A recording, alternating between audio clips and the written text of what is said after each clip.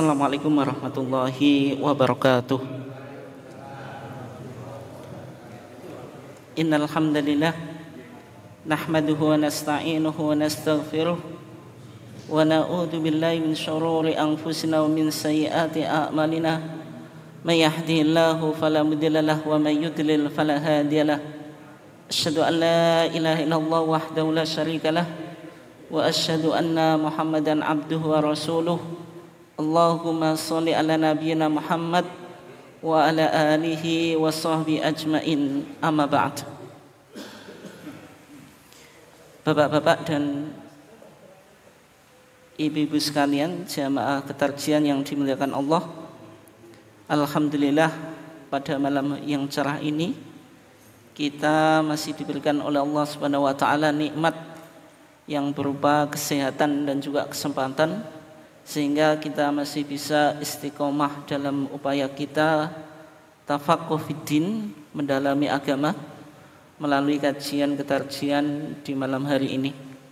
Salawat dan salam semoga senantiasa terlimpahkan kepada Nabiullah Muhammad sallallahu alaihi wasallam, keluarganya, sahabatnya dan seluruh orang yang mengikuti sunnahnya sampai hari kiamat. Bapak dan ibu sekalian yang dimuliakan Allah, untuk topik kajian kita pada malam hari ini masih melanjutkan dari pembahasan-pembahasan sebelumnya. Secara khusus kita akan bicara tentang model mazhab fikih dalam Muhammadiyah. Ini cukup penting kajian ini, dan nanti kita bisa menjawab Muhammadiyah itu posisinya di mana, mengikuti mazhab atau tidak, Hanafiyahkah, Malikiyahkah, Syafi'iyahkah atau Hambaliyahkah. Kalau tidak bermadzhab, apakah langsung ke Quran dan Sunnah? Padahal untuk memahami Quran dan Sunnah dibutuhkan perangkat ijtihad, salah satunya dengan usul fikih. Dan untuk memahami usul fikih juga dibutuhkan perangkat yang lain, harus memahami bahasa Arab. Jadi di kalangan Muhammadiyah apakah sudah memenuhi kualifikasi ijtihad atau belum? Kalau belum, kok cara beragama merujuk kepada Quran dan As-Sunnah? Sehingga pertanyaan ini cukup penting untuk kita coba jawab. Bapak dan saudara sekalian dimuliakan Allah, kita awali dulu dari hadis yang berbicara tentang trilogi agama, atau yang diistilahkan dengan arkanuddin, rukun-rukun agama atau marotibuddin, sebagaimana dijelaskan dalam hadis yang sering diistilahkan sebagai hadis Jibril, hadis Jibril alaihi salam. Ketika Nabi Muhammad SAW datang kepada malaikat Jibril menanyakan 3 pertanyaan. Mahwal Islam, apa yang disebut dengan Islam? Mahwal iman, apa yang disebut iman? Kemudian mahwal ihsan, apa yang disebut dengan ihsan? Nah, dari jawaban Nabi Muhammad SAW kepada malaikat Jibril tentang iman, tentang Islam, tentang ihsan, maka lahir disiplin ilmu di dalam agama Islam. Nanti jenengan bisa cek di bukunya Kiai Haji Raden Hajid.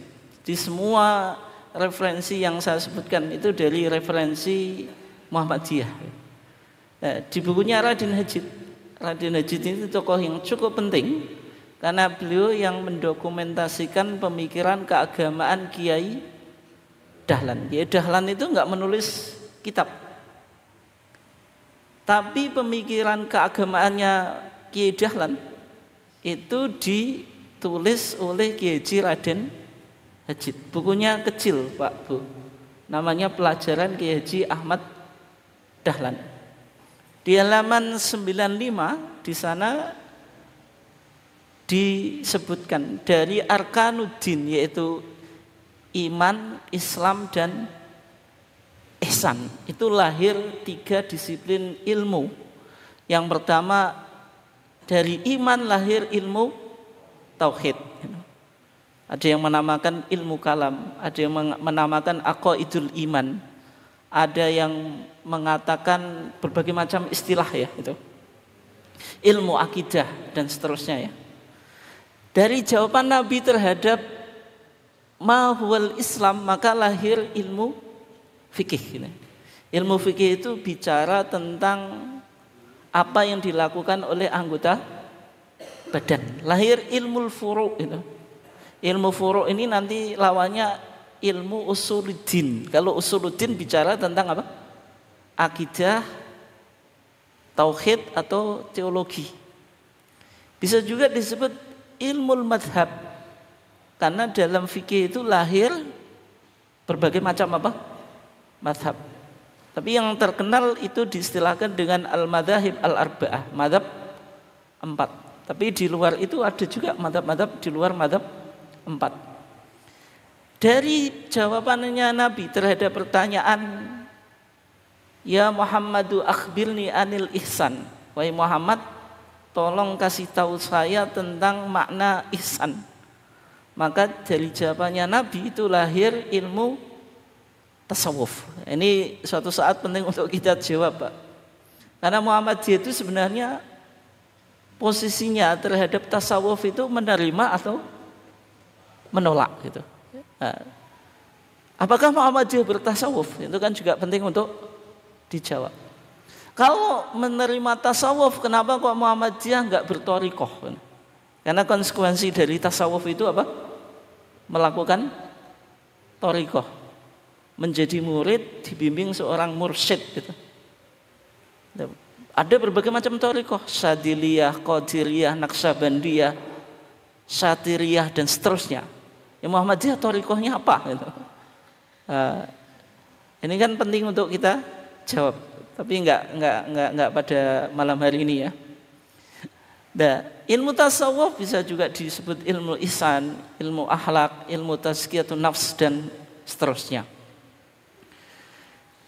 Bapak dan Ibu sekalian dimuliakan Allah, tapi dari trilogi agama yang muncul berdasarkan hadis Jibril, kita fokus pada fikih. Pada apa? Fikih itu. Fikih itu secara bahasa artinya al-fahmu, yaitu pemahaman. Misalnya Allah Subhanahu wa taala menarasikan respon umatnya Nabi Syu'aib. Ketika umatnya Nabi Syu'aib itu enggak bisa memahami apa yang diucapkan oleh Syu'aib. Qalu, mereka berkata, soalnya umatnya Nabi Syu'aib, ya Syu'aibu wahai Syu'aib, ma nafqahu katsiran mimma taqul. Kami tidak bisa memahami secara dalam apa yang engkau ucapkan. Sehingga makna al-fiqhu itu secara lughatan apa? Al-fahmu. Fikih itu juga mengalami perkembangan dari pemahaman agama yang umum sebagaimana hadis Nabi, may yuridillahu bihi khairan yufaqihu fiddin. Siapa yang dikehendaki Allah suatu kebaikan, maka Allah akan memahamkan dia, memfaqihkan dia dalam urusan agama. Tidak belum menjadi ilmu spesifik. Kalau jenengan ahli Quran, ahli tajwid, ahli hadis, ahli mustalah hadis, apapun yang berkaitan dengan agama itu disebut fikih gitu. Itu di masa awal-awal itu. Sehingga ilmu akidah itu juga disebut ilmu fikih dulu. Al-Imam Abu Hanifah itu menulis kitab yang berkaitan dengan akidah, itu judulnya Al-Fiqhu Al-Akbar, fikih yang besar, tapi isinya apa? Akidah. Nah, fikih itu baru menjadi kajian yang berkaitan dengan hukum-hukum syariat yang sifatnya itu amaliyah, yang bicara 5 hukum itu. Ada wajib, lawannya wajib haram. Ada sunnah, lawannya sunnah apa? Makruh. Kalau mubah itu di tengah-tengah. Itu baru di era Al-Imam apa? Asy-Syafi'i. Sehingga Al-Imam Asy-Syafi'i ketika menjawab pertanyaan ma huwal fiqh, apa yang disebut fikih itu? Kata Imam Syafi'i, al ilmu bil ahkam asyariyah al amaliyah al muktasab min adillatiyah at-tafsiliyah. Ilmu dengan hukum-hukum syarak yang sifatnya itu amali, berarti bukan i'tiqadi, bukan keyakinan, tapi dia apa? Amal. Berarti kayak sholat, kemudian apa? Zakat, kemudian apa? Puasa, kemudian haji. Bukan bicara iman kepada Allah, iman kepada malaikat, iman kepada para nabi, itu kajian ilmu apa? Akidah. Al-muktasab min adillati tafsiliyah. Tapi fikih itu sudah produk instan, sudah bicara ini halal, ini haram, ini wajib, ini apa tadi? Haram, sunnah, makruh, kemudian mubah. Artinya hukum itu sudah bisa diaplikasikan. Ini yang membedakan fikih dengan usul fikih. Kalau usul fikih itu masih global itu. Makanya dikatakan min adillati apa? Tafsiliyah. Itu yang disebut dengan fikih. Berarti fikih bicara tentang hukum formal itu awalnya di masa Al-Imam Asy-Syafi'i. Sehingga kalau kita bicara fikih itu ya berkaitan dengan hukum-hukum yang formal. Tapi yang menarik, Bapak dan Ibu sekalian dimuliakan Allah, kalau jenengan baca HPT jilid 3, itu kan ada berbagai macam fikih tuh. Fikih kebencanaan, fikih apa? Fikih air, fikih perlindungan anak, fikih difabel. Itu bisa jadi nggak ada hubungannya dengan hukum. Karena apa? Karena Muhammadiyah ingin mengembalikan fikih sebagaimana di zaman Nabi. Fikih itu yaitu pemahaman kita tentang agama secara umum itu. Meskipun di masa Imam Syafi'i dibawa ke hal-hal yang berkaitan dengan hukum formal. Tapi ada yang menarik ini. Ini saya ingin mulai masuk ke topik kita. Kiai Haji Mas Mansur itu seorang inisiator berdirinya Majelis Tarjih yang disebut oleh Mbah Ahmad Dahlan Sapu Kawate Surabaya. 1921 beliau masuk Muhammadiyah karena tertarik diskusi-diskusi dengan Mbah Ahmad Dahlan ketika Mbah Ahmad Dahlan itu tabligh di Surabaya gitu. Mbah Ahmad Dahlan ketika tabligh di Surabaya itu awal-awalnya nginep di penginapan, kalau sekarang ya hotel itu. Tapi Kiai Haji Mas Mansur itu menawarkan kepada Mbah Ahmad Dahlan supaya nginep di rumahnya. Karena Mbah Ahmad Dahlan nginep di rumahnya, itu terjadi diskusi, tukar pikiran. Akhirnya Kiai Haji Mas Mansur tertarik terhadap ide-ide pembaruan Mbah Ahmad Dahlan. Masuklah beliau ke Muhammadiyah, padahal Kiai Haji Mas Mansur ini kan CS-nya atau teman atau classmate-nya kalau bahasa sekarang itu Kiai Haji Wahab Hasbuwah, yaitu salah satu dari tokoh pendiri NU.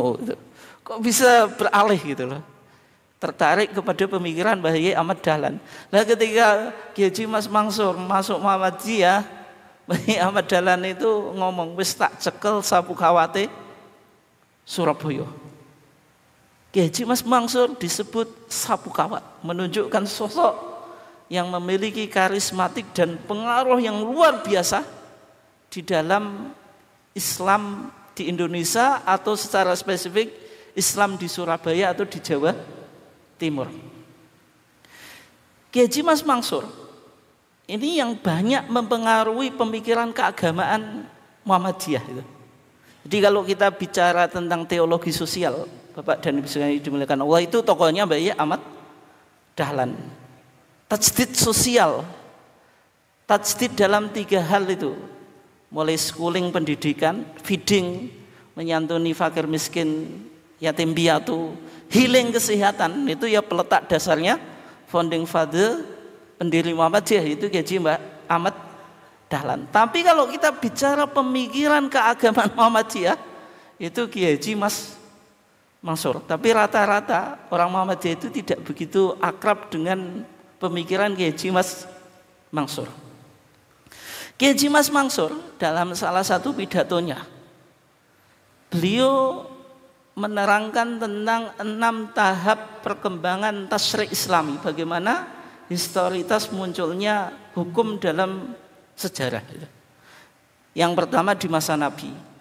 Masa Nabi jelas semua permasalahan dikembalikan kepada Nabi. Al-Quran masih turun sehingga tidak ada persoalan yang tidak bisa diselesaikan. Al-Quran kan masih turun ya. Ya, turunnya Al-Quran itu kan tadaruj.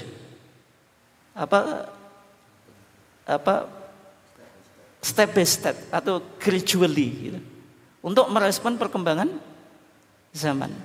Mufassir Al-Quran, penafsir Al-Quran itu ya Nabi gitu, yang bisa membumikan Al-Quran untuk merespon permasalahan. Nah, kemudian di masa Al-Khulafa Ar-Rasyidin, Abu Bakar Siddiq, Umar bin Khattab, Utsman ibn Affan, terus Ali ibn Abi Thalib. Setelah itu masa Sigharus Sahabah wa Kibarut Tabi'in. Nah, baru setelah itu ilmu fikih itu mulai berkembang. Ketika ilmu fikih berkembang melahirkan apa yang disebut dengan madhab. Madhab yang populer yang memiliki banyak pengikut itu disebut al-madhahib al-arba'ah. Karena murid-muridnya itu menulis apa yang diajarkan oleh gurunya. Al-Imam Abu Hanifah, Pak, itu tidak pernah menulis kitab fikih gitu. Tapi bagaimana kok dia menjadi muassis pendiri mazhab Hanafi? Itu nggak lepas dari peran murid, yaitu ada Muhammad ibn Hasan Asy-Syaibani. Ini juga muridnya, gurunya Imam Syafi'i. Beliau inilah yang membukukan pemikiran-pemikiran Al-Imam Abu Hanifah. Nih jenengan pernah belajar filsafat itu, kayak Sokrates itu kan nggak pernah menulis, tapi dia berfilsafat terus itu. Nah, untungnya Sokrates itu punya murid namanya Plato. Nah, Plato itu yang membukukan pemikiran-pemikiran filsafatnya Sokrates. Nah, Imam Abu Hanifah juga semacam itu. Imam Abu Hanifah itu mengajarkan fikih, tapi dia nggak pernah menulis kitab fikih. Untungnya ada Muhammad ibn Hasan Asy-Syaibani. Nah, lahir 4 mazhab itu. Mazhab Hanafi, Maliki, Syafi'i, dan Hambali. Tapi munculnya 4 mazhab ini ada nilai negatifnya. Negatifnya apa? Semangat umat Islam untuk kembali pada Quran dan Sunnah itu mulai kendur. Karena semua permasalahan dianggap sudah diijtihadi oleh para ulama-ulama mazhab gitu. Sehingga muncul masa yang diistilahkan Kiai Haji Mas Mansur itu sebagai masa taklid buta, taklid al-a'ma. Taklid buta itu maksudnya apa? Menutup pintu ijtihad gitu. Artinya pintu ijtihad sudah tertutup. Semua persoalan harus dikembalikan ke kitab-kitab fikih. Dan tidak perlu umat Islam itu melakukan istimbat atau menggali hukum dari Al-Quran dan hadis secara langsung. Dan di Muhammadiyah HPT itu kan tanpa mengutip kitab fikih, Pak. Putusan langsung Quran dan hadis. Ya, itu bagaimana kan itu. Nah, kalau kita coba lebih dalami ya, apa yang digambarkan oleh Syekh Said Sabiq, jangan pasti tahu ini, karena ini yang saya kutip ini terjemahannya itu. Yaitu ada fikih sunnah atau fiqhus sunnah yang diterjemahkan oleh penerbit Al-Ma'arif itu 14 jilid. Biasanya ada itu di sekolah-sekolah Muhammadiyah, di Muhammadiyah itu. Tapi kalau versi Arabnya itu 3 jilid besar. Di Muqaddimah Syekh Said Sabiq di fikih sunnah itu dijelaskan bagaimana taklid itu meracuni pemikiran keagamaan di dunia Islam. Tapi sebelumnya Pak Bu, Kenapa kok Syekh Sabiq itu kan menulis buku atau kitab namanya Fiqhus Sunnah. Padahal sebelumnya namanya fikih itu ya fikih madhabi. Ya Fiqhus Syafi'i, fikih Maliki, fikih Hambali atau fikih apa? Hanafi. Judulnya saja itu menunjukkan kalau fikih ini tidak berafiliasi kepada madhab tertentu, berarti mengikuti apa? Dalil. Sehingga Syekh Sabiq ini mendapatkan apa? Award ya, apa? Penghargaan dari Malik Faisal, memudahkan kajian apa? Fikih tanpa terbelenggu kepada madhab tertentu. Kalau kita belajar fikih mengikuti madhab itu berat Pak Bu. Jenengan bisa kata Fathul Qorib Mujib itu hebat, apalagi Fathul Mu'in, I'anatul Thalibin itu bahasanya susah, memahaminya beberapa persoalan sudah tidak kontemporer gitu. Itu membutuhkan semangat yang luar biasa. Tapi kalau jenengan belajar fikih sunnah itu sangat simpel itu. Sehingga Syekh Sabiq itu mendapatkan penghargaan memudahkan orang untuk beragama tanpa berafiliasi kepada mazhab tertentu. Nah, di sana dikatakan ketika terjadi ta'assub lil madzhab itu, wasaratis syariah ya aqwalul fuqaha.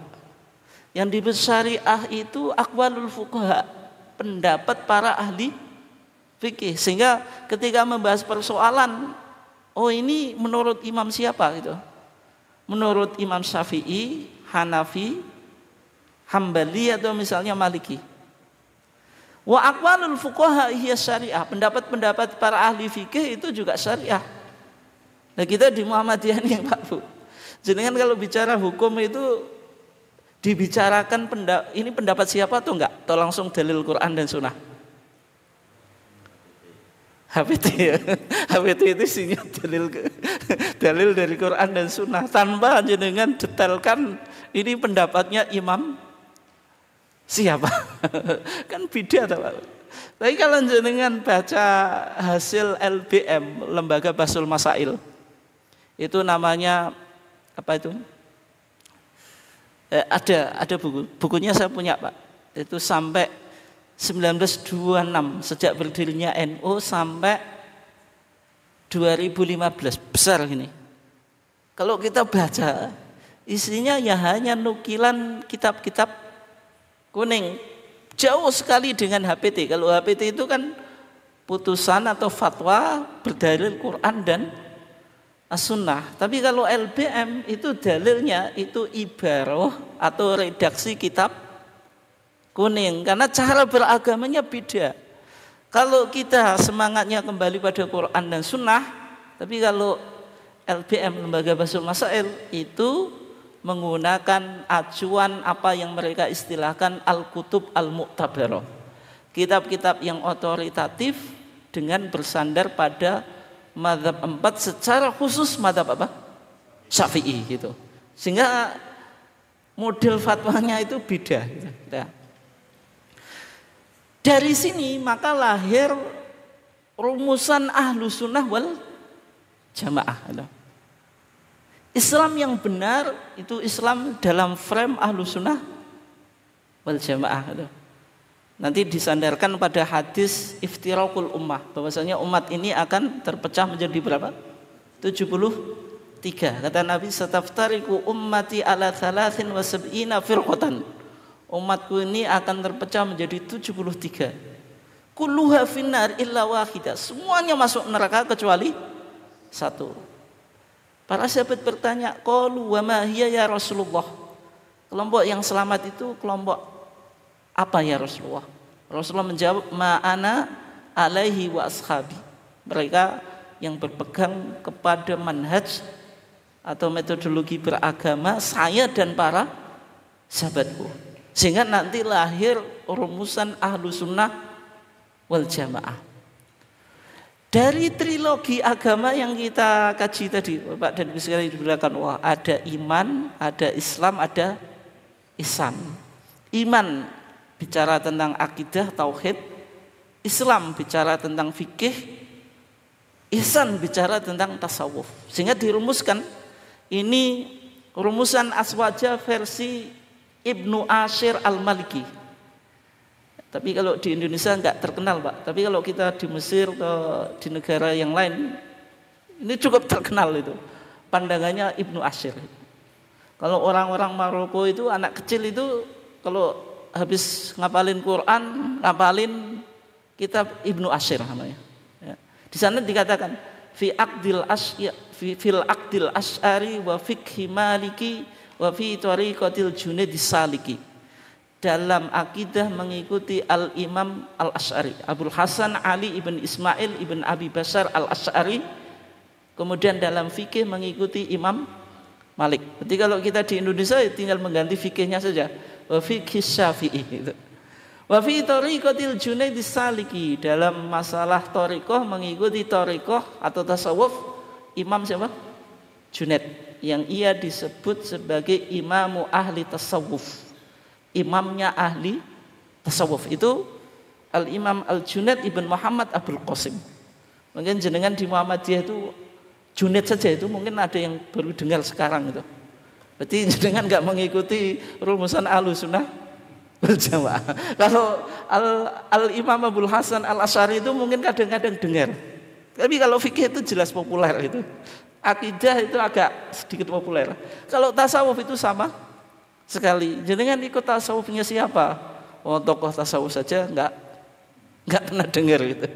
Ya termasuk imamnya ahli tasawuf yaitu Al-Imam Al-Junaid Ibn Muhammad Abul Qasim, itu kita juga enggak begitu kenal. Ini rumusan apa? Ahlussunnah wal Jamaah. Taklid buta itu masuk di Indonesia atau Nusantara, Pak. Jangan kalau baca HPT itu lihat di halaman paling belakang. Itu sangat penting, tapi rata-rata kita baca HPT itu dari depan ke belakang, Pak, atau acak gitu. Terus yang penting buka itu enggak jelas.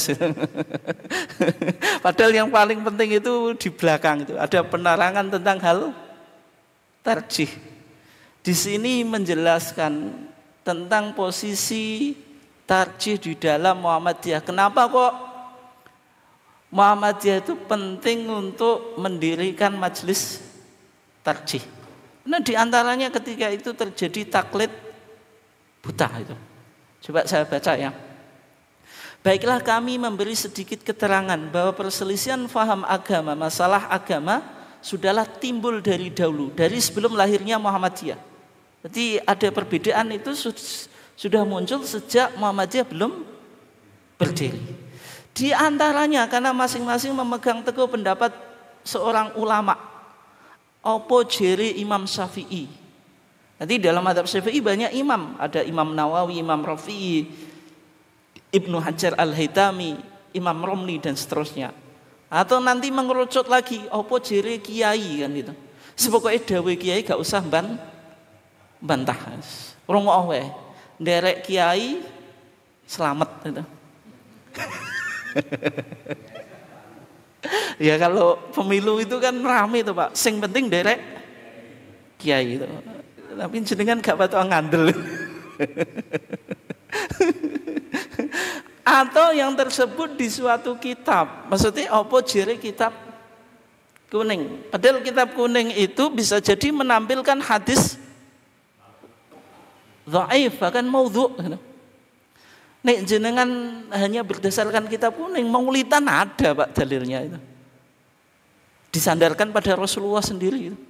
Meskipun maulidan itu belum terjadi di zaman Rasulullah. Pernah kita bahas ya. Disebutkan oleh Bayi Nawawi Al-Bantani di syarahnya Al-Barzanji. Kata Nabi man adzama maulidi kuntu syafi'an lahu yaumal qiyamah. Siapa yang mengagungkan hari kelahiranku, saya akan menjadi syafaat baginya di hari kiamat. Ada hadisnya atau enggak? Ada. Tapi hadisnya itu maudhu, palsu, karena ketika kita cek di kitab-kitab hadis enggak ditemukan. Sehingga beberapa pandangan di masyarakat itu bukan berarti enggak ada hadisnya, Pak. Kadang-kadang ada. Jangan menyepelekan. Tapi masalahnya status hadis tadi ada yang dhaif, bahkan maudhu' palsu gitu. Bukan berarti mereka tidak pakai sandaran, pakai. Tapi sandarannya sing penting percaya kitab kuning. Kitab kuning itu enggak perlu untuk dikritisi itu. Nah, coba apa yang dikatakan Muhammadiyah? Dengan tidak suka menghabisi perselisihannya itu dengan musyawarah dan kembali kepada Al-Quran, perintah Tuhan Allah, dan kepada hadis sunnah Rasulullah. Artinya Muhammadiyah itu tidak mengkultuskan atau mensakralkan pandangan ulama atau kitab kuning. Boleh dikaji ulang, tapi bukan berarti tidak penting gitu. Nah itu. Ada yang lebih ekstrim lagi, Pak. Ada kitab namanya Tanwirul Qulub, ditulis oleh Muhammad Amin Al-Qurdi. Ini kitab ini populer di pesantren. Untungnya jenengan nggak pernah baca kitab ini, jadi nggak kena semprot, Pak. Coba ini saya baca. Wa ma lam yuqallid wahidan minhum. Ini pentingnya taklid ya. Siapa yang tidak bertaklid kepada salah satu dari ulama madhab. Wa qala ana a'malu bil kitab was sunnah. Dia dalam beragama mengatakan saya mengikuti Quran dan sunnah itu. Jenengan kena atau enggak? Kena. Mudda'iyan fahmal ahkam minhuma. Mengklaim tahu hukum, bisa menyimpulkan sesuatu langsung dari Quran dan sunnah. Fala yuslamu minhu. Itu tidak bisa diterima.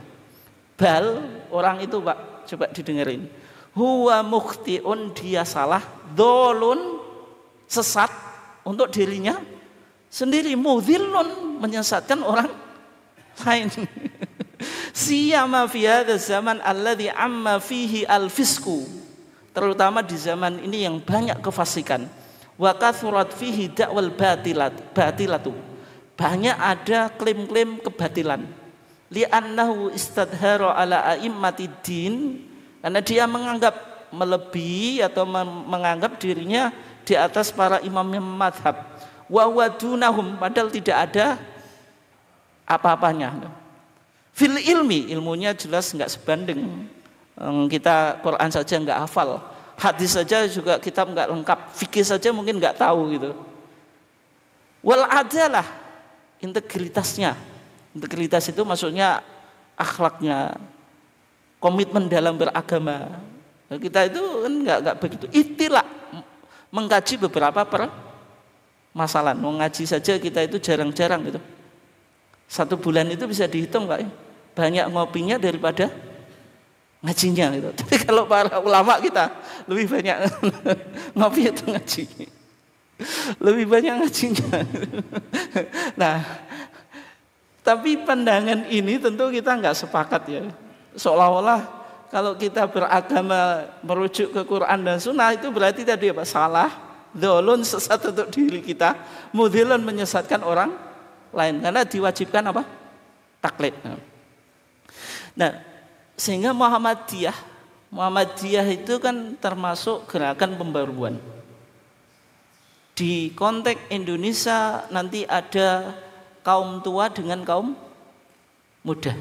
Kalau kaum tua itu madhabi, dia menjaga madhab atau tradisi yang mereka istilahkan ahlu sunnah wal jamaah. Tapi kalau muda, dia memiliki semangat tajdid, pembaruan, dan kemunduran umat Islam itu disebabkan tadi taklid gitu. Enggak mau aruju ilal Quran was sunnah, kembali pada Quran dan sunnah. Sehingga Muhammadiyah, kemudian Persis, Al-Irsyad, Pak. Ini contoh gerakan-gerakan apa?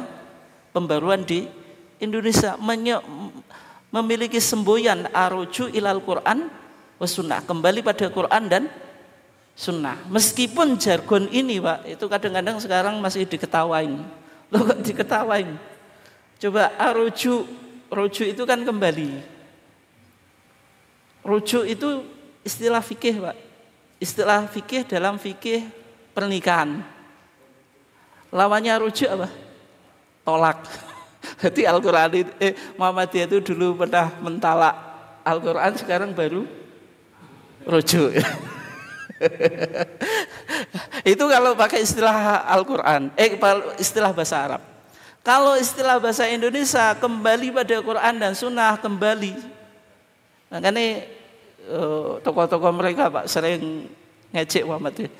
Wong kene wis kedhik biyen cekelan Quran dan Sunnah kok Muhammadiyah lagi kembali. Awake wis kedhik biyen nyekeli Quran lan Sunnah. Muhammadiyah lagi berusaha untuk kembali. Berarti dik biyen minggat saking Quran lan Sunnah, saiki baru berupaya untuk kembali. Tapi maksudnya bukan semacam itu.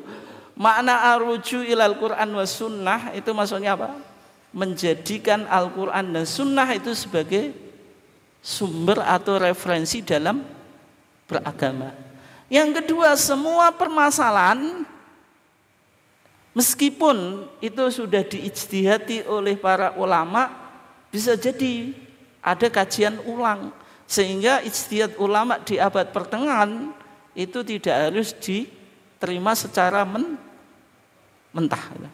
Contoh sederhana Pak, dalam mazhab Syafi'i itu kalau jual beli itu harus ada ijab dan qabul. Secara verbal penjual mengatakan saya jual, pembeli saya terima. Biasanya nek saya dulu masih sering ke Ampel Pak. Ampel itu Ampel mana itu Jalan Sasak itulah. Yang mau ke Sunan Ampel itu, Masjid Sunan Ampel. Itu kan ada banyak penjual kitab toh. Pusatnya kitab di Jawa Timur itu ya Jalan Sasak itu. Nah, kita ke sana beli kitab itu biasanya penjual kitab itu mempraktikkan mazhab Syafi'i. Saya jual ke kamu ya gitu. Terus kita ngomong Pak saya beli. Tapi selain jual kitab nggak ada gitu. Di situ kan banyak pedagang, ada pedagang kurma macam-macam wangi-wangian, yang itu nggak pakai Pak. Tapi kalau penjual kitab itu pasti banyak yang bilang semacam itu. Di konteks sekarang, apakah ini masih relevan kan? Jenengan sekarang sudah pakai aplikasi Pak, Shopee, Tokopedia, online. Itu enggak ada ijab dan qabul, itu nulis, tidak secara verbal. Dan barangnya itu enggak bisa kelihatan, hanya foto. Foto itu mewakili yang asli atau enggak, sehingga ijtihad itu kan berkembang gitu. Sehingga rumusan ijtihad di dalam masa Imam Syafi'i belum tentu semakin berkembangnya zaman itu masih relevan. Di beberapa hal loh Pak. Secara umum di konteks muamalah, tapi kalau ibadah akidah kan tidak mengalami perkembangan. Jangan salah tangkap. Ini maksudnya konteks muamalat duniawiyah. Nah, ketika ketika Mbah Ahmad Dahlan mendirikan Muhammadiyah, itu tokoh inspirasinya banyak itu. Banyak. Dan kita Bapak dan Ibu sekalian dimuliakan Allah, setelah kajiannya Profesor Munir Mulkan ya, memunculkan kesimpulan adanya varian rasa di Muhammadiyah. Varian rasa. Ada Musa Muhammadiyah rasa Salafi atau Mursal ya, ada Musa Muhammadiyah Salafi, Muhti Muhammadiyah HTI, Mono Muhammadiyah NO. Tapi kalau kita dulu itu Muhammad NO Pak. Kemudian apalagi macam-macam itu. Itu kan beberapa tokoh Salafi itu mencoba mencari sosok yang menginspirasi Mbah Ahmad Dahlan ketika mendirikan Muhammadiyah. Hanya diambil ada pengaruh Muhammad bin Abdul Wahab sehingga dibawa Muhammadiyah itu Salafi. Tanpa melihat yang lain. Sebenarnya Mbah Ahmad Dahlan itu tokoh inspirasinya banyak Pak. Muhammad bin Abdul Wahab iya, yang merupakan tokoh penting dalam Salafi. Tapi konteksnya hanya masalah apa Pak?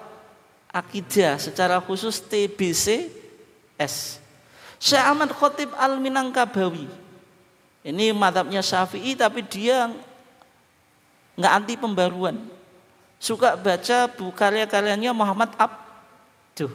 Syekh Muhammad Abduh. Syekh Muhammad Abduh itu tokoh dalam dunia pendidikan dan juga ahli tafsir Pak. Tapi beliau memang banyak merespon kenapa umat Islam ini mundur dan dunia barat kenapa maju. Tapi Syekh Muhammad Abduh itu kadang-kadang di Mesir itu dianggap tokoh liberal. Sehingga kalau Muhammadiyah itu diinspirasi oleh Syekh Muhammad Abduh dari sisi mana? Nggak boleh kita generalisir, Pak. Kan sisi Muhammad Abduh ada yang model agak rasional. Nah, ini yang diambil oleh teman-teman yang liberal, kan bukan semacam itu. Syekh Muhammad Rasyid Ridho ini yang agak salafi, syariat Islam, budi utomo dan seterusnya. Sehingga sumber inspirasi Bayi Ahmad Dahlan dalam mendirikan Muhammadiyah itu banyak sumber. Tapi tidak satu sumber kemudian dikultuskan dari A sampai Z. Nah, ini kitab yang kita tadi sebutkan ya, yaitu Kiai Haji Raden Hajid, pelajaran Kiai Haji Ahmad Dahlan. Di sana dijelaskan, Pak, kitab apa yang mempengaruhi pemikiran Bayi Ahmad Dahlan. Ternyata disimpulkan kitab-kitab yang masih dalam bingkai aswaja. Berarti kalau akidahnya Asy'ari, fikihnya apa? Syafi'i, tasawufnya Ghazali. Bayi Ahmad Dahlan itu pengagum kitab Ihya Ulumuddin itu. Kalau jenengan baca kita pelajaran Kiai Haji Ahmad Dahlan, Kiai Haji Raden Hajid. Tapi tentu Bayi Ahmad Dahlan enggak mengkultuskan Al-Imam Al-Ghazali dari A sampai Z diambil semuanya, tidak. Apalagi dalam konteks ibadah. Imam Ghazali itu kadang meskipun ahli fikih, tapi dia terjebak dalam penggunaan hadis-hadis dhaif bahkan maudhu. Dalam akidah itu ada pengaruh filsafatnya, Pak. Sehingga kalau Bayi Ahmad Dahlan belajar Ihya Ulumuddin itu tidak A sampai Z semuanya diambil. Kalau sekarang mengkajinya ya kritis itu. Ada sisi yang baik kita ambil, sisi yang tidak baik ya tentu kita tidak ambil. Nah. Tapi Bayi Ahmad Dahlan yang paling menarik, meskipun dia backgroundnya sama dengan kiai-kiai pada umumnya, sama dengan Mbah Hasyim Asy'ari, itu kan satu guru, Pak ya. Waktu di Semarang belajar ke Mbah Soleh Darat. Ketika di mana? Di Mekah itu gurunya juga hampir sama. Tapi cumanya Bayi Ahmad Dahlan itu terpengaruh membuka diri terhadap pemikiran-pemikiran pembaruan. Risalatul Tauhid Muhammad Abduh ia baca. Kemudian kitab-kitab Ibnu Taimiyah ia baca. Padahal Ibnu Taimiyah itu di masyarakat, Pak, itu dianggap tokoh sesat. Tapi di Muhammadiyah enggak ada masalah kita mengambil pemikiran dari Ibnu Taimiyah. Atau kitab-kitab hadis karya ulama mazhab Hambali. Artinya apa? Beragama secara terbuka. Ada kitab fikih ya, ini pernah kita kaji, Pak, waktu kita di Setiabudi itu. Kitab fikih jilid 3 yang dipakai oleh Kiai Haji Marzuki Mustamar untuk propaganda aswajanya, Pak. Ini katanya karangan Bayi Ahmad Dahlan. Ini coba, Pak, ini pegun. Kalau jenengan baca enggak ada yang pengarangnya Bayi Ahmad Dahlan. Coba itu kitab fikih jilid 3 dikarang lan den wetokake dening Muhammadiyah bagian taman Pustaka Ngayugjo. Tapi enggak ada. Kalau pengarangnya siapa? Kiai Ahmad Dahlan. Yang kedua, buku ini terbit itu 1925. Bayi Ahmad Dahlan meninggal 1923. Kalau dipublish oleh Taman Pustaka ya, itu penerbit Muhammadiyah. Tapi dulu Taman Pustaka itu dia menerbitkan buku bisa jadi dia tidak bertanggung jawab terhadap isinya. Karena dia tuh, Pak, sekarang penerbit buku dia yang penting menerbitkan. Isinya bagaimana itu tanggung jawab penulis kan gitu.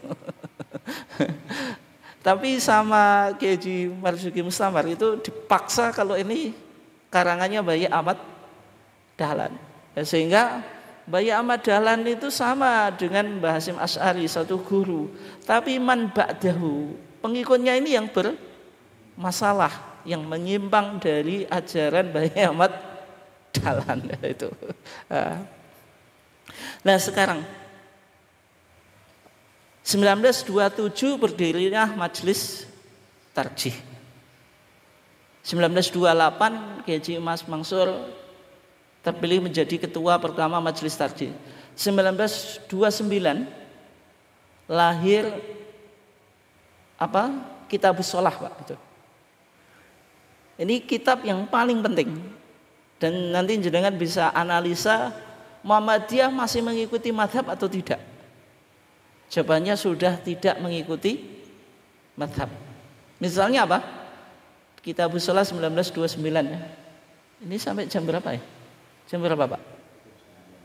Ini saya baca singkat saja itu, saya nggak detailkan. Ada beberapa perbedaan antara tarjih dengan madhab Syafi'i. Di Kitabus Shalah kita sudah tidak ada usolli, tidak ada apa? Usolli itu. Di HPT kita hanya dikatakan idza qumta ila sholati faqul Allahu akbar mukhlishan niyataka lillah. Kalau engkau mau sholat ucapkanlah Allahu akbar, niat ikhlas kepada Allah, tidak mentalafutkan niat itu. Usolli itu. Besok kita mau sholat subuh, berarti apa, Pak? Usolli fardhu subhi rakaataini mustaqbilal kiblati adaan makmuman, jangan imaman itu satu saja, makmum boleh.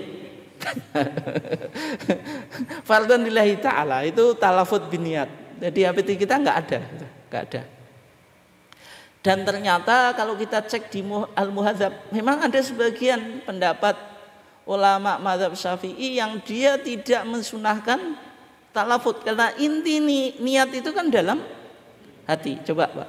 Qala yanwi biqalbi wa yatalafat bilisan wa laysa bisyai'in. Ada yang berpendapat orang itu kalau mau melakukan ibadah, ini konteksnya sholat ya, dia melafatkan dengan lisannya, hatinya niat, tapi walaysa bisyai'in, tidak benar. Li'anna niyatahi al-qasdu bil qalbi, karena niat itu menyengaja dalam hati. HPT kita enggak pakai. HPT 1929 atau Kitabus Shalah 1929 enggak pakai bacaan Sayyidina. Yang menarik itu di sini ya. Coba. Pendalilannya apa itu? Wa fil dan di dalam kitab Al-Um an Ka'ab ibn Ujrah, dari Ka'ab ibn Ujrah ani Nabi sallallahu alaihi wasallam annahu kana yaqulu fi shalah, dari Nabi bahwasanya Nabi itu membaca sholawat Allahumma sholli ala Muhammad wa ala ali Muhammad tanpa ada apa? Sayyidina. Yang menarik, ini saya sampai telusuri, Pak. HPT itu jujur atau enggak kalau ngutip itu. Ini saya cek di kitab Al-Um sendiri itu. Ya, ternyata sama dengan kutipan di kitab Al-Um. Apakah HPT melakukan manipulasi? Sayyidina jangan-jangan dihilangkan, Pak. Karena demi kepentingan golongan. enggak gitu. Ya, cumanya sanad yang panjang itu dibuang. Karena kan memang supaya ringkas. Kalau di memang disebutkan sanadnya akhbarona Arabi. Arabi itu muridnya Imam Syafi'i. Qala akhbarana Syafi'i, qala akhbarana Ibrahim ibn Muhammad, qala haddatsani Sa'ad ibn Ishaq ibn Ka'ab ibn Ujrah an Abdurrahman ibn Abi Laila, baru Pak, an Ka'ab ibn Ujrah anin Nabi annahu kana yaqulu fi shalah Allahumma sholli ala Muhammad wa ala ali Muhammad. Sama dengan yang dikutip oleh tarjih, cumanya di tarjih tidak disebutkan sanadnya yang akhbarona itu. Enggak disebutkan karena diringkas ya. Kenapa enggak pakai Sayyidina? Yang menarik, HPT itu nginduk ke kitab Al-Um. Kitab Al-Um itu kitabnya siapa? Imam Syafi'i sendiri. Ya kalau Sayyidina itu misalnya sunnah, Imam Syafi'i yang akan pertama kali apa, Pak? Memakainya. Di Al-Um enggak ada sholawat, di dalam sholat itu ada tambahan Sayyidina. Meskipun di Fathul Mu'in kan kita belakangan, Pak. Ini kan beliau muridnya Ibnu Hajar Al-Haytami, ya, sekitar abad 10 Hijrian itu. Di sana dikatakan wala ba'sa bi ziyadati sayyidina qabla Muhammadin.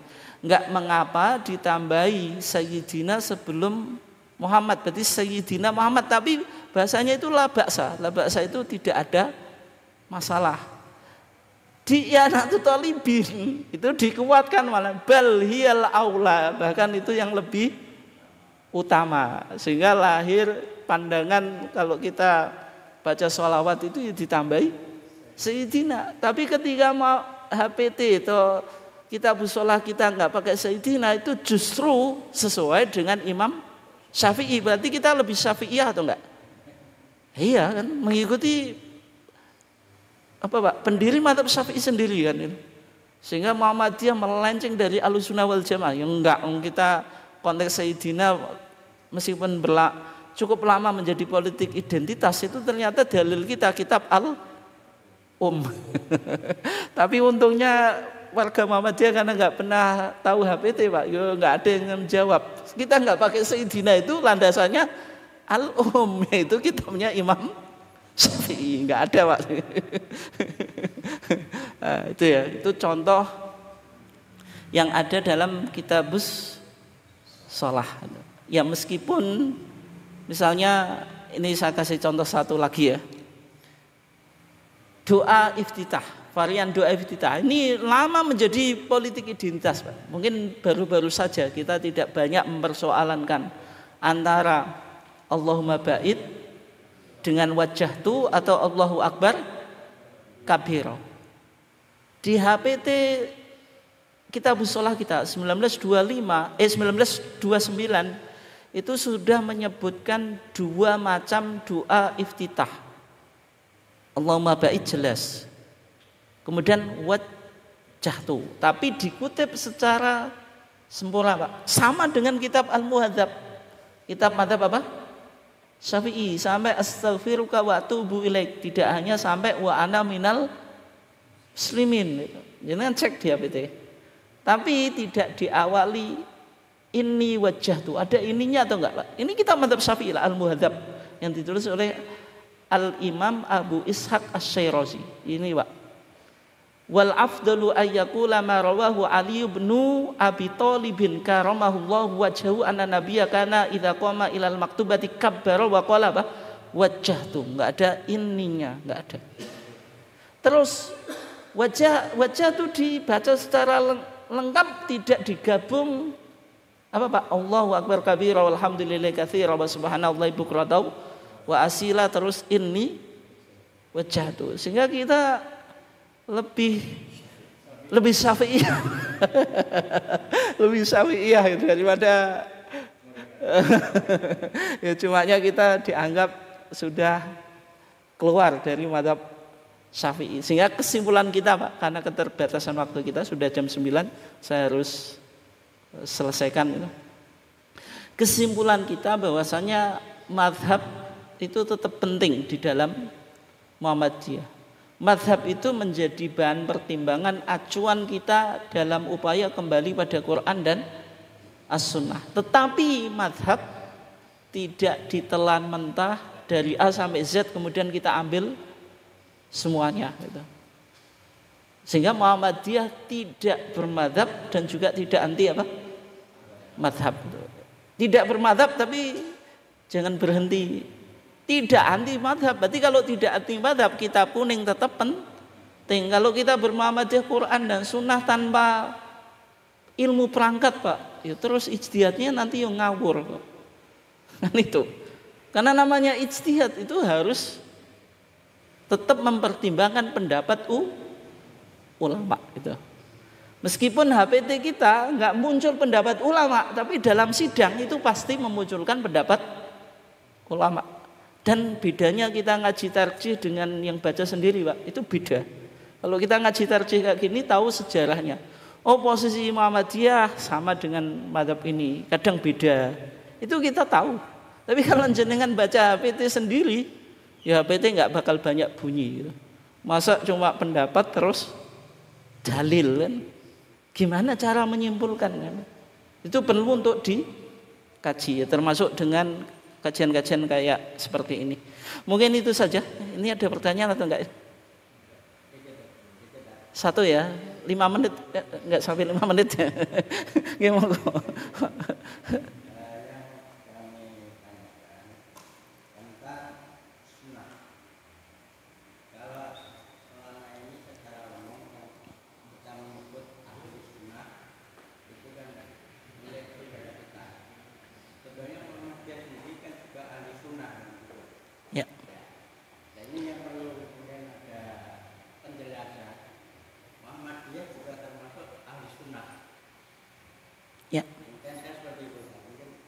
Ya, di HPT kita Pak, di Kitabul Iman, putusan 1929 di Solo. Dulu itu di HPT kita ada penyebutan ahlu sunnah wal jamaah. Jadi di sana dikatakan akidah, rumusan akidah Muhammadiyah itu diambil dari mana? Mulakhosotan, saya masih ingat Pak, min kutubis salaf, diambil dari kitab-kitab salaf. Salaf ini bukan salafi sekarang Pak, salaf di Indonesia itu kan dua tuh Pak, sama-sama tradisionalnya. Salafi pesantren NO, secara umum NO Pak. Salafi dari Saudi, semuanya kan salafi itu Pak, tapi pemikirannya kontras, enggak mungkin bisa bersatu itu. Nah, min kutubis salaf, kitab-kitab salaf ini mana? Maksudnya Asy'ari atau Salafi? Kemungkinan Pak, sangat mungkin itu Asy'ari. Kenapa? Karena istilah salaf itu meskipun sudah digunakan oleh Ibnu Taimiyah tapi belum populer kayak sekarang. Itu kan pemikiran Ibnu Taimiyah diperkenalkan oleh ulama-ulama Saudi itu. Sehingga muncul salafi sekarang itu kan. Min kutubis salaf wa hum ahlus sunnati wal jamaah. Mereka ahlus sunnah wal jamaah. Tapi di HPT-nya jenengan sudah enggak ada Pak. Tapi saya masih punya itu. Namanya HPT Kitab Tarjih Petilan Pak. Cuma Kitabul Iman saja. Ada penyebutan wa hum ahlus sunnati wal jamaah. Berarti akidah Muhammadiyah ya ahlus sunnah wal jamaah. Analisa saya gitu. Muhammadiyah itu ingin tidak berdebat. Kadang Ahlussunnah wal Jamaah itu diklaim tetangga sebelah, kemudian memiliki karakteristik Pak, yang mau tahlilan, yang mau yasinan, yang mau apa? Berjanjian tibaan maulidan. Dan Muhammadiyah enggak memenuhi kriteria ini Pak. Sudahlah, kita enggak usah pakai istilah Ahlussunnah wal Jamaah saja, tapi kita tetap Quran dan As-Sunnah. Kita memilih Islam secara substantif daripada Islam secara apa Pak? Secara atribut apa?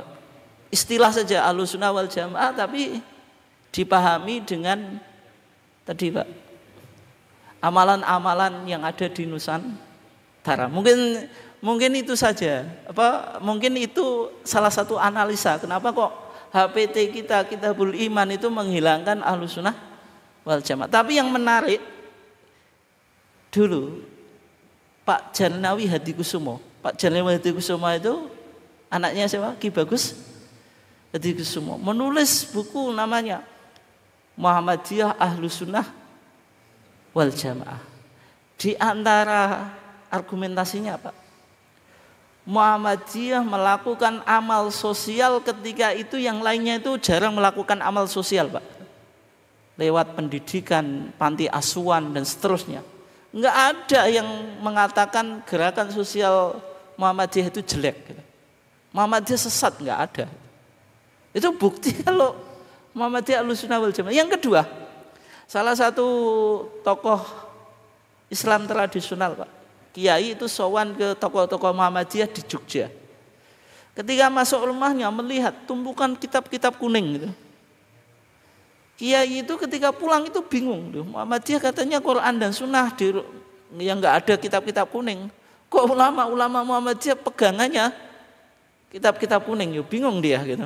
Dikira Muhammadiyah itu kitabnya hanya kitab putih gitu.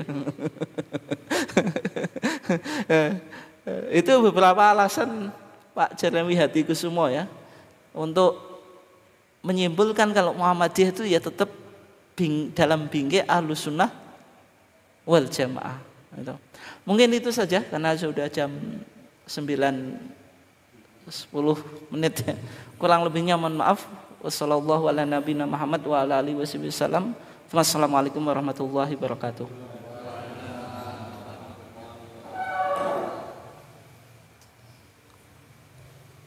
Terima kasih Ustaz Lukman disampaikan ya karena jam Bapak dan Ibu ya.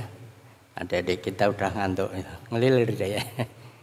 Marilah kita tutup dengan alhamdulillah alamin. Wassalamualaikum warahmatullahi wabarakatuh.